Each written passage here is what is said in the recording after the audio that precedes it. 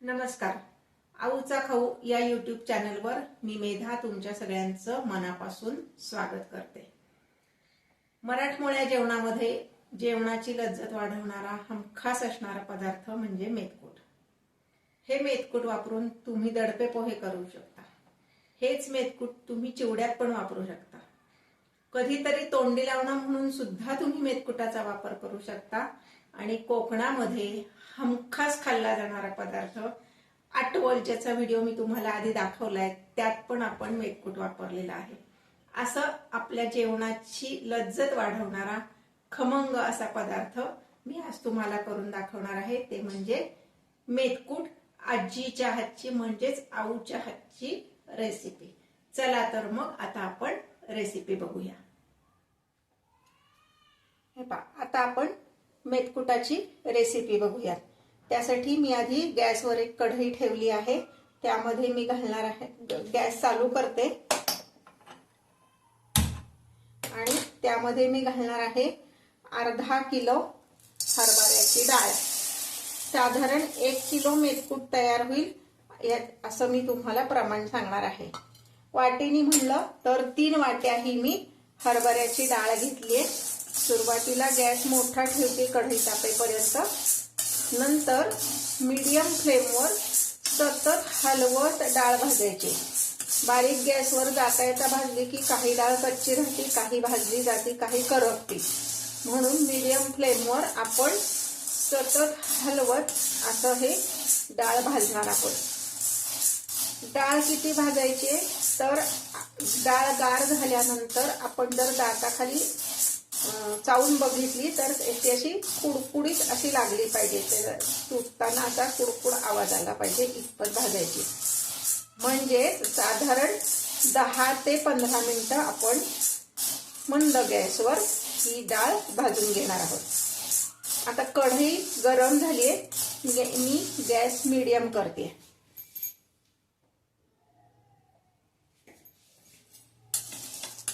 आणि अशी सतत हलवत आपण ही डाळ भाजून घेणार आहोत.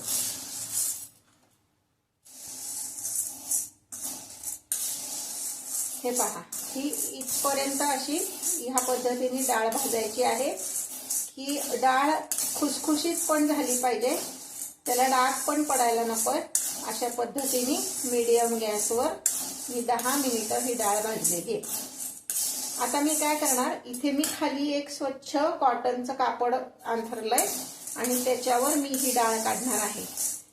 कुठल्याही स्टीलच्या भांड्यात किंवा कुठल्याही भांड्यात काढणार नाहीये, कारण जर भांड्यात काढलं तर बऱ्याचदा काय होतं, त्या पदार्थाला खाली मॉइश्चर पकडतं आणि परत ती डाळ किंवा जो भाजलेला पदार्थ आहे तो मऊ पडण्याची शक्यता असते. म्हणून भाजून झालेला पदार्थ एका कॉटनच्या कापडावर आता मी काढून घेते. हे पहा, आता मी गॅस बंद करते आणि इथे मी एक खाली कॉटनचं कापड घेतलंय, त्याच्यावर मी ही डाळ काढून घेते.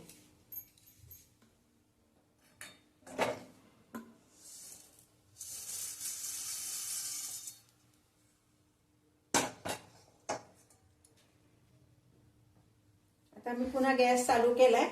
आता पुढचा इन्ग्रेडियंट आपला आहे तांदूळ. तांदूळ मात्र स्वच्छ धुवून 4 तास कमीत कमी फॅन खाली वाळवून घ्यायचे.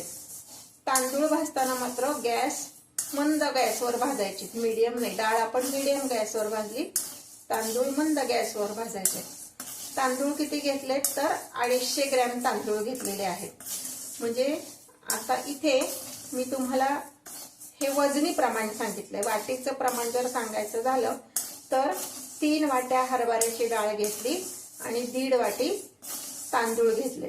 तांदूळ तुम्ही कुठलाही तुमच्या घरातला जो नेहमी वापरता तो तांदूळ घेऊ शकता. अगदी कणी जरी घेतली तरी चालेल, रेशनिंगचा तांदूळ घेतला तरी चालेल. मला काही तांदूळ अमुकच हवा असं काही नाहीये. तांदूळ सुद्धा सतत हलवत आपण भाजायचा आहे. आता मी जे व्हिडिओज तुम्हाला दाखवते रेसिपीज, त्या जर तुम्हाला आवडत असतील तर लाईक आणि कमेंट करायला विसरू नका. मेथकूट हा जर पदार्थ म्हणला तर तुम्ही कुठल्याही पदार्थात घाला, तो त्या पदार्थाची लज्जत वाढवतो. म्हणजे अगदी आमच्याकडे तर मेथकूट घालून आम्ही कैरीचं लोणचं सुद्धा करतो बरं का. ती रेसिपी कैऱ्या मार्केटमध्ये आल्या की मी तुम्हाला दाखवणार आहे. त्यामुळं त्या रेसिपीची पण वाट बघा. अगदी सुंदर होतं.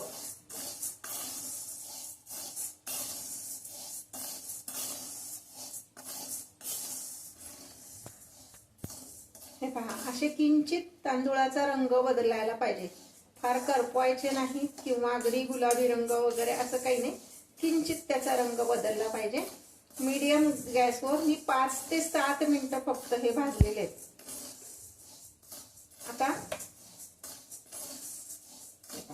हे पुन्हा मी जी डाळ भाजलेली ती इथेच मी कढईला हे काढते.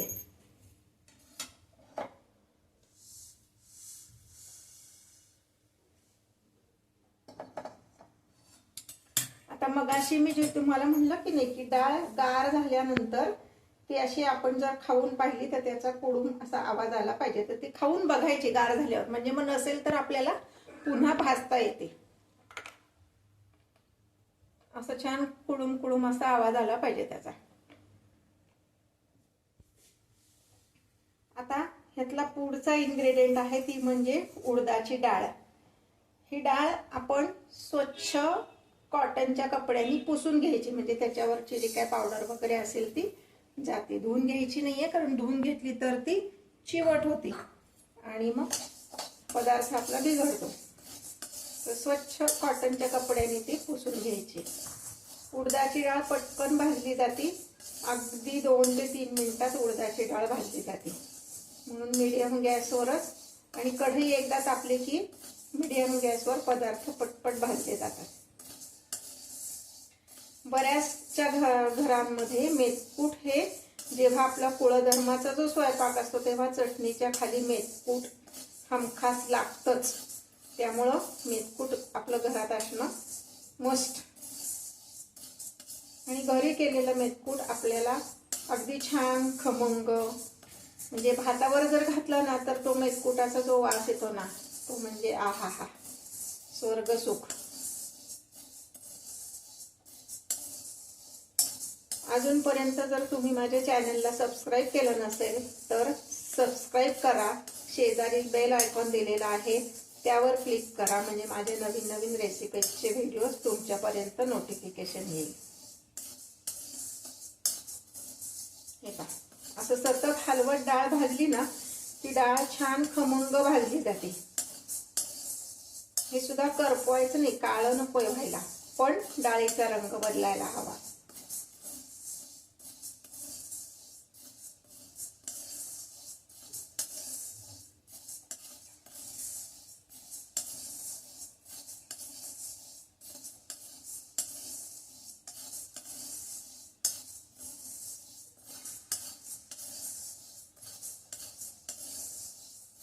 अशा छान छान रेसिपीज जर तुमच्या ओळखीच्यांना मित्रमैत्रिणींना करून बघायच्या असतील तर माझ्या यूट्यूब चॅनलची लिंक शेअर करायला विसरू नका.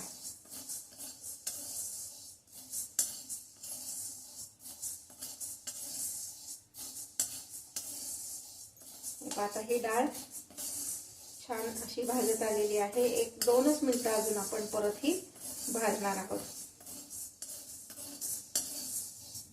उडदाची डाळ जर नीट भाजली गेली नाही ना तर पदार्थ जरा चिकट लागतो, म्हणजे मेथकूट सुद्धा मग आपण दह्यात वगैरे कालवलं तर चिकट लागू शकतं. म्हणून उडदाची डाळ अगदी व्यवस्थित भाजून घ्यायची.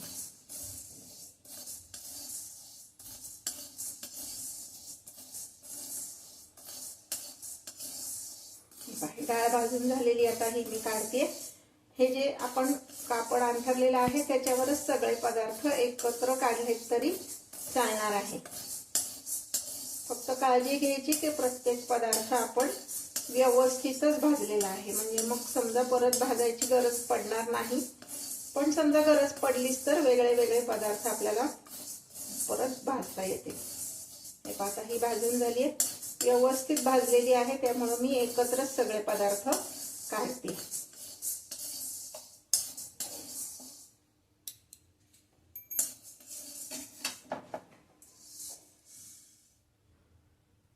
ह्यामध्ये पुढचा पदार्थ आपण घेणार आहोत गहू. गहू पण 100 ग्रॅम घेतलेत फक्त. म्हणजे वाटीचं जर प्रमाण म्हणलं तर 3 वाट्या हरभऱ्याची डाळ, 1.5 वाटी तांदूळ, पाऊण वाटी उडदाची डाळ आणि पाऊण वाटी गहू ह्या प्रमाणात आपण सगळं घेतलेलं आहे. आता गहू मात्र भाजायला वेळ लागतो जरा, तर आपण हे मीडियम फ्लेमवर भाजणार आहोत. उडदाची डाळ आणि तांदूळ आपण मंद गॅसवर म्हणजे लो फ्लेमवर भाजले होते, हे मीडियम फ्लेमवर भाजणार आहे.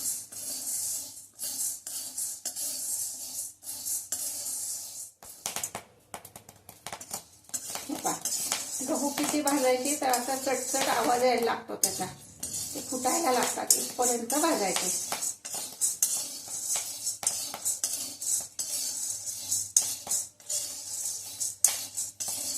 आता तुम्हाला दिसत असेल इथे की ते असे चटचट चटचट फुटतायत, त्याचा आवाज येतोय.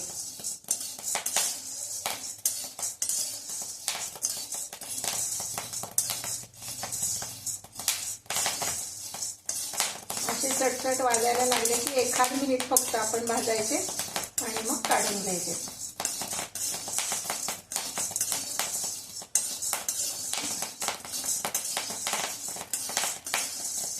आता हे मी काढून घेते.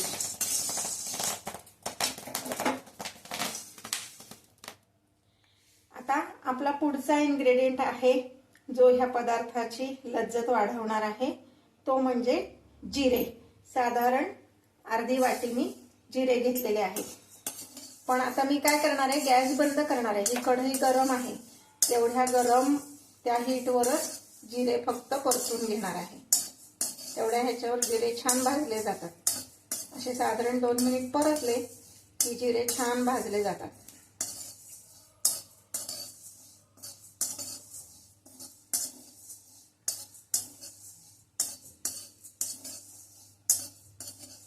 हे सगळे पदार्थ जर व्यवस्थित भाजलेले असतील तुमचे तर हे मेथकूट आपलं वर्षभर सुद्धा छान टिकतं.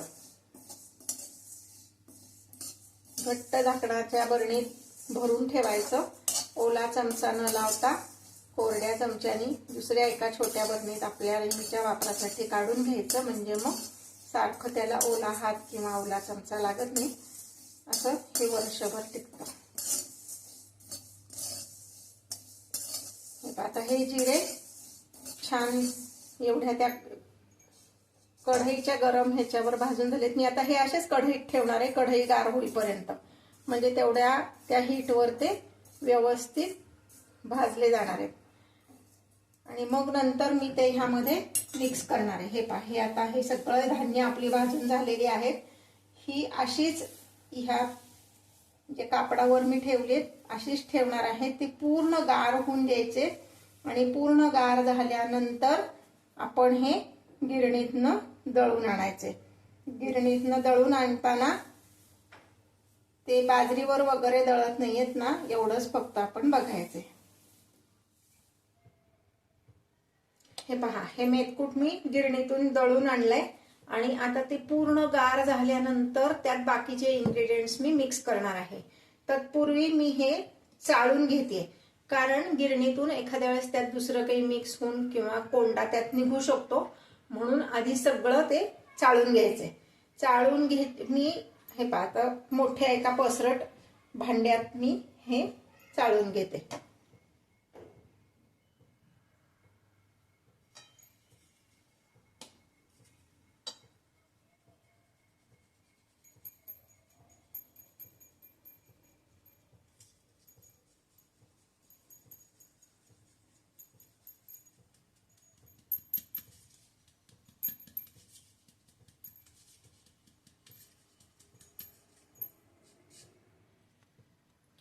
आता हे व्यवस्थित चाळून झालेलं आहे. आता ह्यामध्ये मी घालणार आहे 50 ग्रॅम हिंग. तुमच्या आवडीच्या कुठल्याही ब्रँडचं हिंग तुम्ही ह्यात घालू शकता.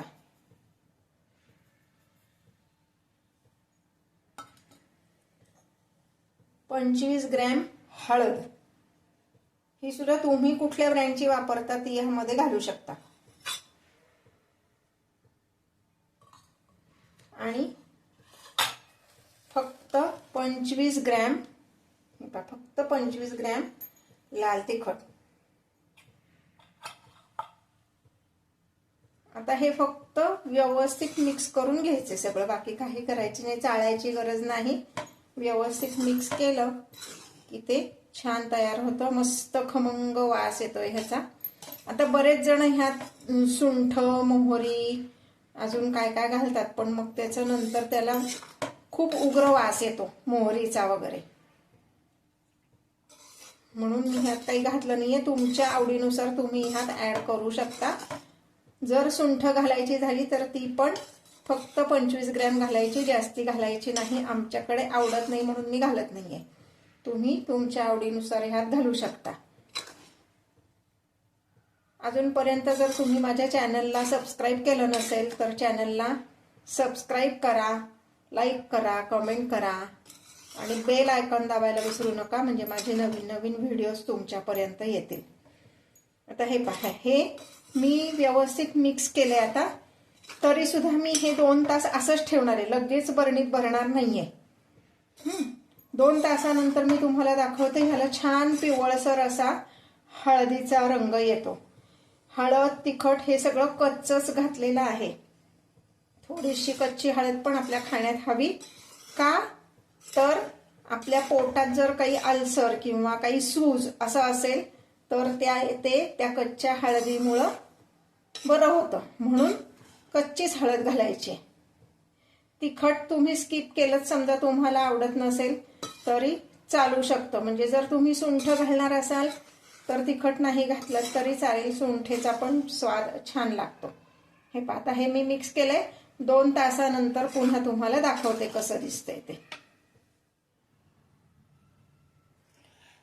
हे पहा, 3-4 तासानंतर हा असा मेथकुटाचा छान रंग आलेला आहे. त्याला हळदीचा रंग व्यवस्थित आलाय, हिंगाचा वास पण ह्याला छान येतोय. असं हे आपलं मेथकूट तयार आहे. आता मी काय करणार आहे, एका छोट्या डब्यामध्ये रोजच्या वापरासाठी काढून ठेवणार आणि बाकीचं सगळं मेथकूट घट्ट झाकणाच्या काचेच्या बरणीत भरून ठेवणार. जी बरणी कोरडी छान पुसून घ्यायची आहे आणि मग वापरायची आहे. हे जर मेथकूट तुम्ही व्यवस्थित भाजलं असेल तर वर्षभर फ्रीजच्या बाहेर पण हे छान टिकतं. आता हे पहा, हे मी एका छोट्या डब्यात काढून घेते रोजच्या वापरासाठी, म्हणजे सगळं एकदम त्याला ओला हात लागला किंवा काय असं होत नाही. हे रोजच्या वापरासाठी थोडंसं काढून घ्यायचं आणि बाकीचं सगळं एका काचेच्या बरणीत भरून ठेवायचं. अजूनपर्यंत जर तुम्ही माझ्या चॅनलला सबस्क्राईब केलं नसेल तर सबस्क्राईब मात्र नक्की करा.